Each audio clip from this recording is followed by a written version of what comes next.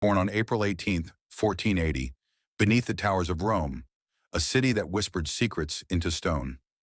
Her name was Lucrezia Borgia, and her beauty entered rooms before she did. Within the echoing halls of the Vatican, where silence had memory, the whispers followed her like a veil. Not just the Pope's daughter, but his most dangerous weapon. She was currency, a golden coin in the hands of the Borgia family, used to seal alliances, traded like silk, soft to the touch, lethal when wrapped too tightly. But the pawn, as history would learn, could play her own game. At the age of 13, in 1493, she was married to Giovanni Sforza, a political bond with Milan. But just 4 years later, that alliance was no longer convenient. Giovanni fled, not from her, but from the shadows behind her. In 1497, Pope Alexander VI, her father, forced him to sign a confession of impotence to dissolve the marriage. Giovanni refused, and then changed his mind. They said Lucrezia was cold as marble, beautiful as death. A Florentine noble wrote that in a journal filled with more fear than truth. That same year, her brother Juan Borgia's body was pulled from the Tiber. Stab wounds, 8 of them, marked his chest. No one dared say who was behind it. But Lucrezia, she knew. She had already learned that silence could be a sword. In 1498, she was married again, this time to Alfonso of Aragon, an illegitimate son of the King of Naples. And this time, she loved. But love was not protection. In 1500, Alfonso was murdered, bones shattered, throat slit, a strange brand on his wrist, fingers pointed at her brother Cesare. But deep in the Vatican archives, there are still letters.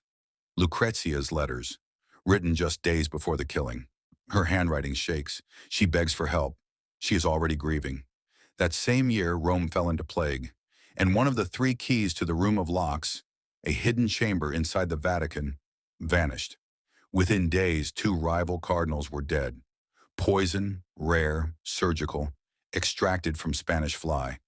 The trail led to her door, but no one accused her.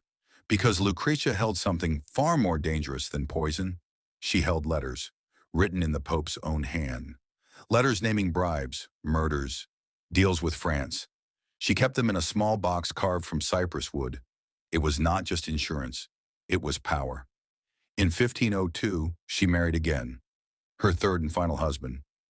Alfonso d'Este, Duke of Ferrara. She was 22. In Ferrara, she vanished from scandal, or so it seemed. She invited poets, funded artists, opened libraries. They called her the Northern Madonna. But in her gardens, a servant was found hanging from a tree. In his hand, a note. He claimed he had poured poison into a Venetian diplomat's wine, that she had smiled as he stirred. The note disappeared. So did the man. Over the years, Lucrezia bore 8 children. 3 died in infancy. 1, a son named Ercole, she adored, but her body weakened with each birth. In June of 1519, at age 39, she died during childbirth. No knife, no scandal, just blood and silence. A nun sitting by her bed wrote down her final words.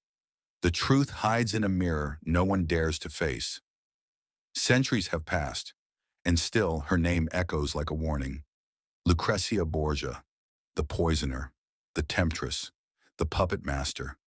But the deeper you stare into the mirrors of her time, the more you realize this story was never written by one hand. And truth has always worn her